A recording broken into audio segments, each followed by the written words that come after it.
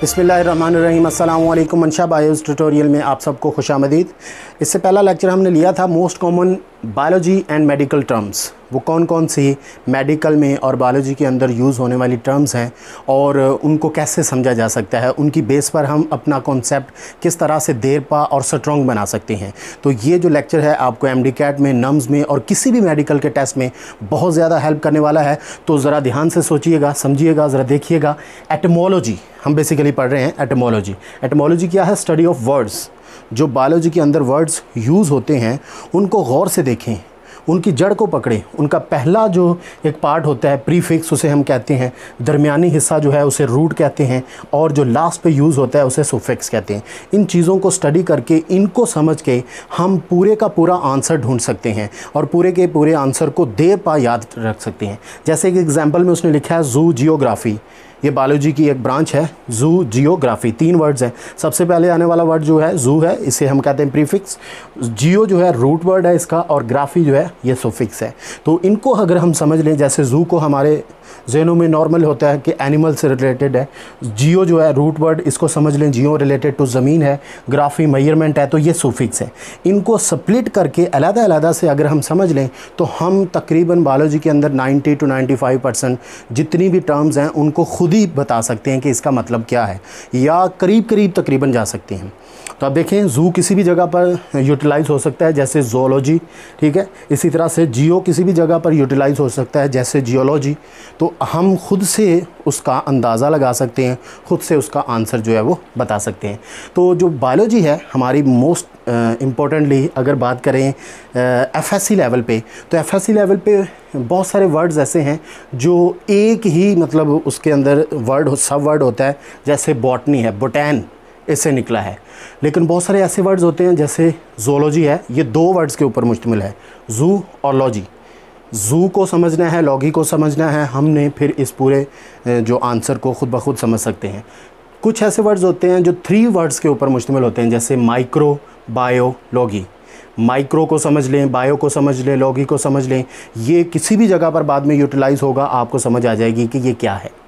इसी तरह से कुछ ऐसे वर्ड्स होते हैं जो 4 सब वर्ड्स पर मुश्तमिल होते हैं बायोलॉजी के अंदर, जैसे फ़ोटो, मार्फो, जेन, सिज। तो इनको अगर हम समझ लें, ये छोटी छोटी जो टर्म्स हैं इनके बारे में कॉन्सेप्ट ले लें, तो बाद में हमारे लिए इजी हो जाता है। किसी और तरह से ये जब भी आएगा, यूटिलाइज़ होगा, तो हम उसके बारे में अगेन हम सेकंड पार्ट में देखेंगे कुछ मज़ीद प्रीफिक्सेस जो कि यूटिलाइज़ होती हैं बायोलॉजी में, एफएससी में। जैसे कि यहाँ पर लिखा गया है एडिनो। एडिनो जो है रिलेटेड टू ग्लैंडुलर, जैसे एडिनो हाइपोफिसिस पिट्यूटरी ग्लैंड का पार्ट है, इंटीरियर और पोस्टीरियर जो है उनमें से। तो आर्थो रिलेटेड टू जॉइंट्स, जैसे ऑरिथराइटस है, ये इस तरह से आर्थो जहाँ पर भी आएगा हम सबको पता चल जाएगा जॉइंट्स है। Cerebro, cerebro related to brain, तो ब्रेन या सेरिब्रम जहाँ पर भी यूटिलाइज़ होगा सेरिब्रो, तो हम उससे अंदाज़ा लगा लेंगे कि ये ब्रेन के बारे में कोई ना कोई बात हो रही है। इसी तरह से सर्विको, सर्विको सर्विक्स को कहते हैं। और इसके बाद सर्विकल, जैसे कि इसके बाद एक वर्ड है मेट्रो या मिट्रो। मिट्रो रिलेटेड टू यूट्रस, यूट्रस की जो जैसे लाइनिंग है एंडोमेट्रियम, सबसे अंदर वाली जो उसकी लेयर होती है। माइलो, ये भी एक प्रीफिक्स है, यूटिलाइज हो सकती है स्पाइनल कॉर्ड के लिए। Then osteo, osteo related to bone है, जैसे ओस्टियोसाइट।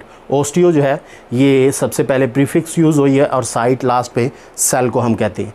सिस्ट एक और प्रीफिक्स है, सिस्ट ब्लैडर को या एक वेजिकल को कहेंगे ओवेरियन सिस्ट, जैसे कि एग्जांपल में आप देख सकते हैं। इसी तरह से कुछ और प्रीफिक्सेस हैं, जैसे एसो या एसो इनवर्ड को कहते हैं, एसोफेगस, जैसे कि नेफ्रो रिलेटेड टू किडनी, जो फंक्शनल यूनिट है नेफ्रॉन उसका सेल है, नेफ्रोलॉजिस्ट, जैसे कि हम सब इससे वाकिफ़ हो सकते हैं। फिर लेप्टो या लिप्टो का मतलब है थिन, एक मियोसिस की सब स्टेज है लिप्टोटीन। इसी तरह से जेंथो, जेंथो रिलेटेड टू येलो कलर, जैसे कि जेंथोफिल पिगमेंट होता है।